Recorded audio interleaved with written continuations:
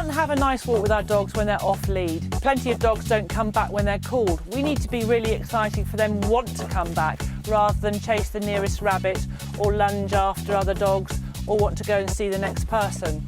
Yeah, dogs love people, but they need to love their owners and be with their owners more than anything in the world. When you've got a pulling dog, it's very, very difficult to get recall. They're focused on everything but you. So what I need to do with Rune first is to get him to focus on me, get him walk with me nicely on the lead, and then we bring in some recall. But recall is also very important to have at home. If you don't do recall at home, if the dog is always going to get cuddles when he asks for them, you're at hiding to nothing. Now, because Rune has been always pulling on a collar and lead, I'm going to remove that trigger for him. He's used to doing it, so I want to take that away and give him a completely different sensation. I'm going to put him on the Happy at Heel harness, which is side attachment that turns him to face me so I can get that eye contact, which I so desperately need for him to work with me, whether he's on or off lead. Come on, Rune, there's a good boy. He goes forward, let him go wrong. Good boy.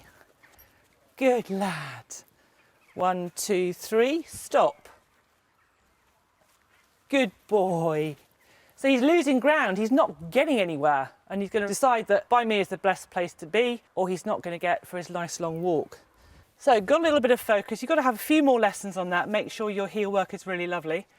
And then what we do, we put a dog on a long line. So we've got a 9-metre line here. Anything longer than that, I end up looking like Mrs. Messy from the Mr. Men. 9 metres is absolutely perfect. We need a dog fairly close to you initially. You can't be calling a dog from 50 metres off.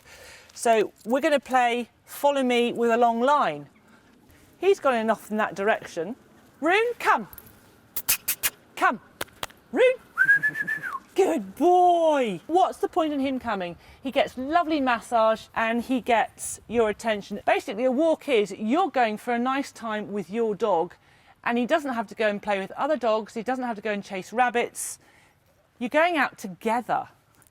So we try again. He wanders off, comes to the end of the line. Good boy. There's a good boy.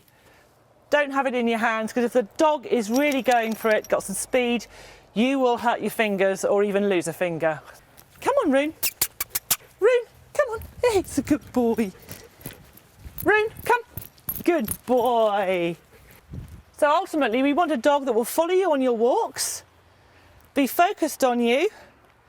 He was just crying out to be understood. He's got it really quickly. Haven't you, mate? So the key points to remember with recall are: teach recall at home in the house first. Make sure the dog doesn't come to you and demand a cuddle. You've always got to call the dog to you. Readdress that in the garden. When you go out, make sure your heel work, the dog is focusing on you and with you rather than pulling after everything else. And don't just cross your fingers. Put your dog on a 9-metre line and practice recall out there. Now, if he's running in a different direction, don't run after him. Run away, call his name, bend down, be exciting. If you need a squeaky toy, use that. When the dog gets to you, walk off in the other direction with him. Be fun and go and have a game. So you're far more interesting than what he wanted to chase. And then we'll get it, won't we? Good lad. Well, I hope that lesson about recall work was of use to you. If you've got any other behavioural problems with your dog you'd like to address, then do pick up my book, Why Does My Dog Do That?, which is available on Amazon, Kindle, bookshops, and also my website, which is www.puredoglisteners.com.